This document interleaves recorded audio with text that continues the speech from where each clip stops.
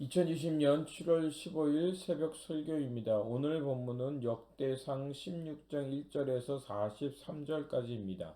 본문 읽기는 1절에서 17절까지만 읽도록 하겠습니다.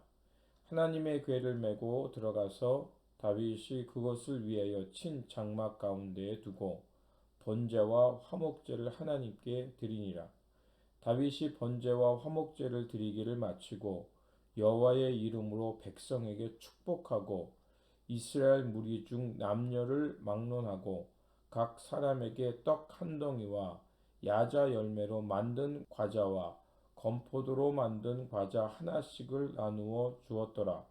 또 레위 사람을 세워 여호와의 궤 앞에서 섬기며 이스라엘 하나님 여호와를 칭송하고 감사하며 찬양하게 하였으니 아삽은 우두머리요 그 다음은 스가랴와 여히엘과 스미라목과 여히엘과 마띠디아와 엘리압과 분하야와 오베데돔과 여히엘이라.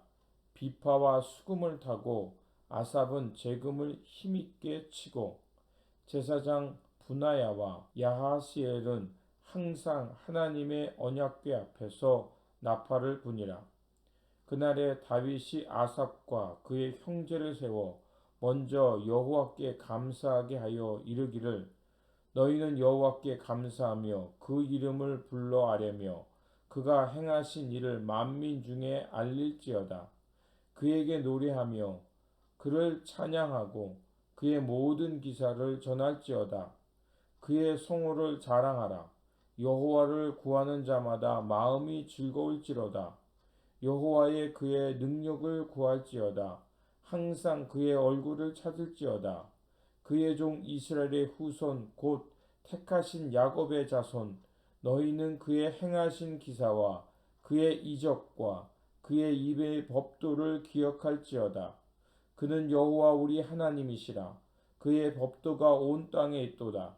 너희는 그의 언약 곧 천대에 명령하신 말씀을 영원히 기억할지어다. 이것은 아브라함에게서 하신 언약이며 이삭에게 하신 맹세이며 이는 야곱에게 세우신 율례 곧 이스라엘에게 하신 영원한 언약이라. 아멘. 오늘 본문은 다윗이 언약궤를 예루살렘에 옮겨놓고 하나님께 예배 드린 후 백성을 축복하는 말씀입니다. 본문을 통해 예배의 의미를 발견할 수 있습니다. 다윗은 언약궤를 예루살렘에 안치한 후에 하나님께 번제와 화목제를 드립니다. 번제는 희생 제물을 완전히 태우는 제사입니다.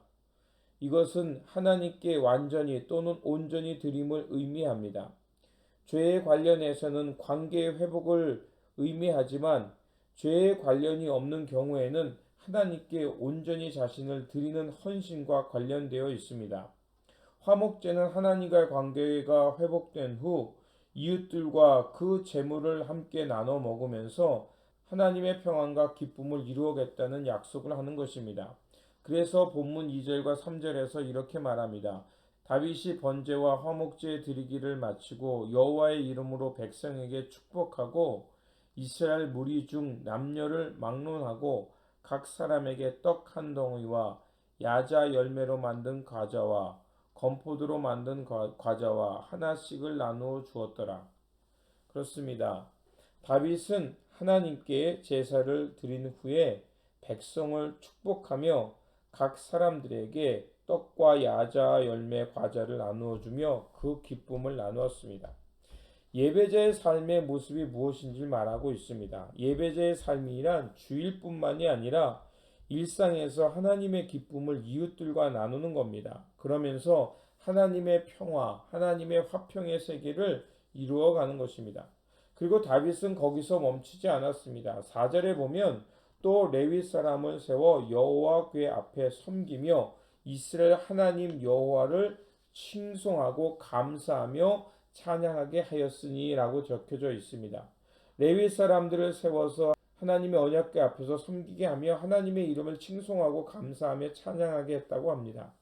칭송한다는 것은 언어로 보면 하나님의 행하신 일을 기억하다, 회상한다는 뜻이 있습니다. 또한 감사는 무엇을 말하겠습니까? 자격 없는 자신들을 구원해 주신 하나님의 은혜에 대해서 감사하는 것입니다.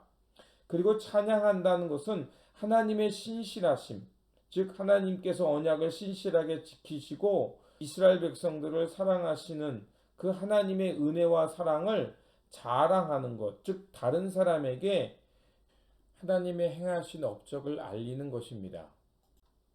그래서 본문 8절과 15절에 보면 너희는 여호와께 감사하며 그 이름을 불러 아뢰며 그 행사를 만민 중에 알게 할지어다. 15절 너희는 그 언약 곧 천대에 명하신 말씀을 영원히 기억할지어다.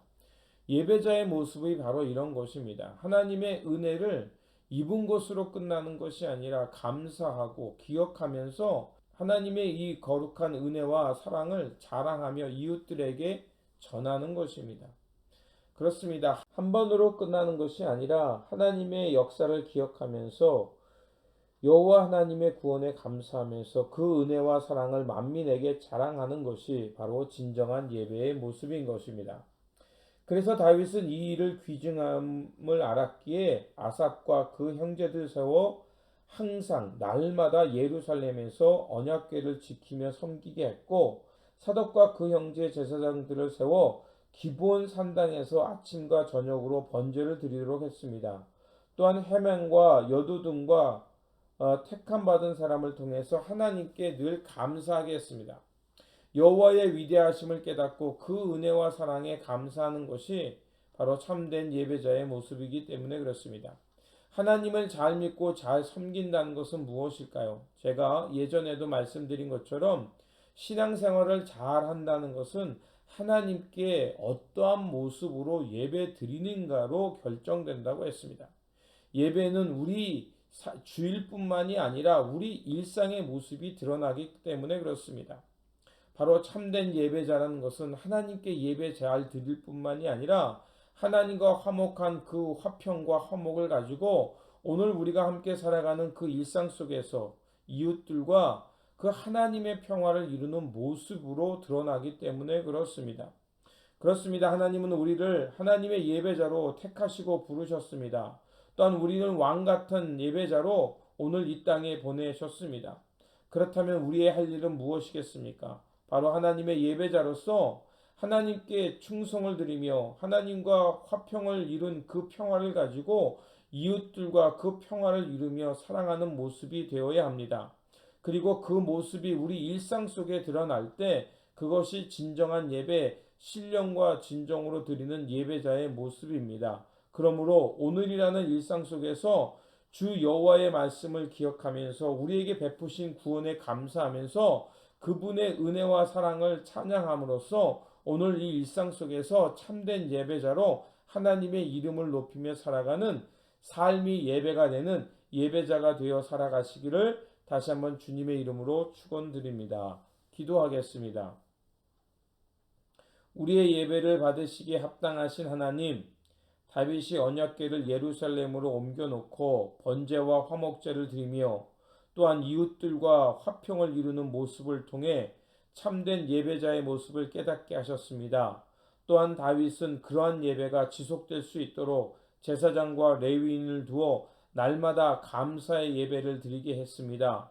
비록 우리가 날마다 성전에 나가 예배 드리지는 못하지만 우리의 삶이 예배가 되게 하여 주셔서 하나님을 칭송하며 감사와 찬양이 넘치는 삶이 예배가 되는 예배자가 되게 하여 주시옵소서.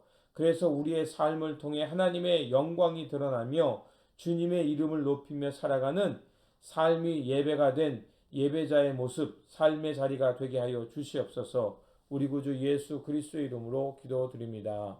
아멘.